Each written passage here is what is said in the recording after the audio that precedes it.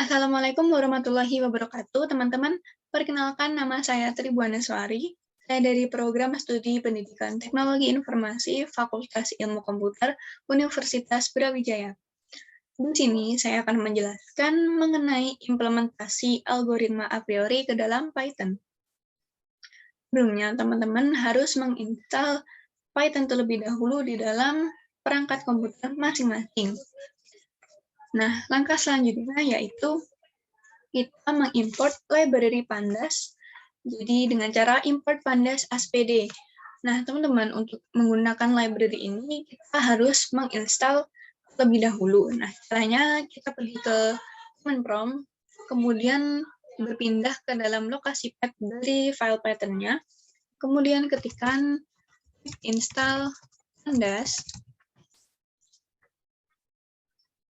Nah, karena di sini saya sudah menginstal Pandas sebelumnya, maka yang keluar adalah requirement already satisfied. Nah, kalau teman-teman misalnya belum menginstal nanti, maka yang berjalan adalah instalasi dari library Pandas. Kemudian selanjutnya yaitu kita juga menggunakan library a priori dengan cara from a priori import a priori. Ini juga sama teman-teman dengan import Pandas, kita juga memerlukan instalasi terlebih dahulu. Caranya pun hampir mirip, yaitu dengan tip install a priori. Nah, seperti yang tadi ya teman, karena saya sudah menginstal, maka requirement already satisfied. Oke, selanjutnya yaitu kita harus menyiapkan data yang ingin kita analisis.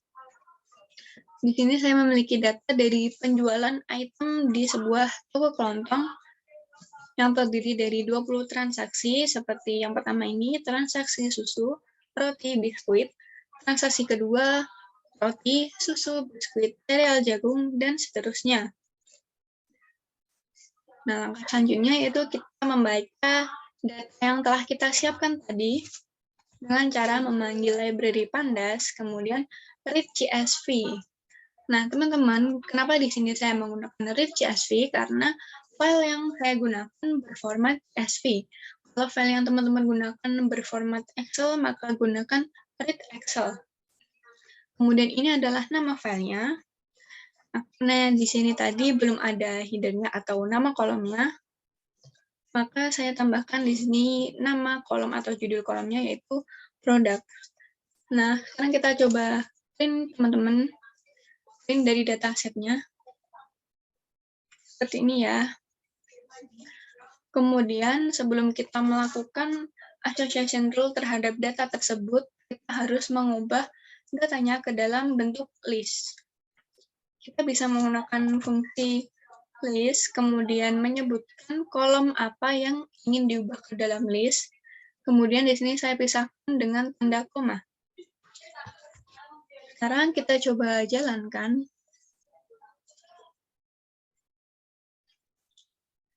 Nah, ini teman-teman, jika data-data tersebut diubah ke dalam bentuk list. Jadi bisa dilihat yaitu indeks pertama, susu, roti, biskuit, indeks kedua, roti, susu, biskuit, sereal jagung, dan seterusnya. Nah, langkah selanjutnya yaitu kita membuat association rules menggunakan fungsi a priori yang telah disediakan oleh library a priori. Di sini kita menyebutkan yaitu nama dari list yang telah kita buat tadi. Kemudian mengatur minimal support-nya, di sini saya menggunakan 0,14 atau 14%. Kemudian untuk minimal confidence-nya yaitu 0,50 atau 50%. Nah, association rules ini saya simpan ke dalam variabel bernama association result.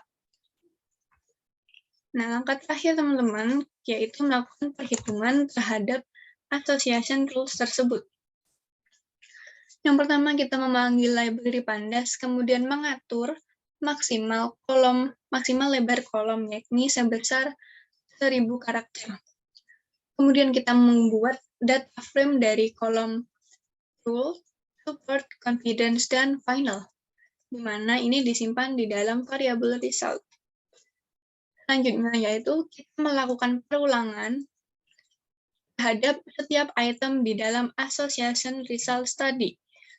Nah, di sini dalam perulangan ini kita akan menghitung nilai support-nya dan juga confidence-nya.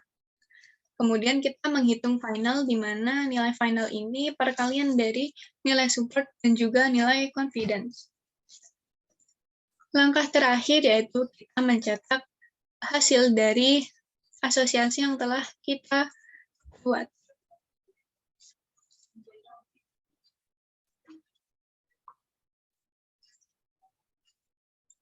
Oke, jadi seperti ini ya teman-teman hasil akhirnya.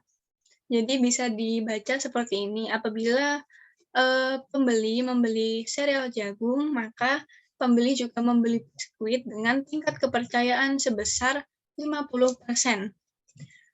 Dan seterusnya. Kemudian di sini untuk mengambil atau menerapkan aturannya, kita mengambil dari nilai final yang tertinggi, yaitu yang transaksi indeks kedua dan juga transaksi indeks ke-9 ini ya.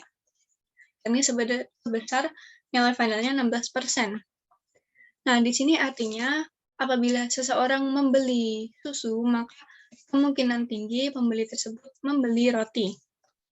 Dan juga apabila seseorang membeli lagi, maka seseorang itu akan kemungkinan besar membeli teh. Nah, itu tadi yang dapat saya sampaikan. Apabila terdapat kesalahan atau kekurangan, saya mohon maaf yang sebesar-besarnya. Wassalamualaikum warahmatullahi wabarakatuh.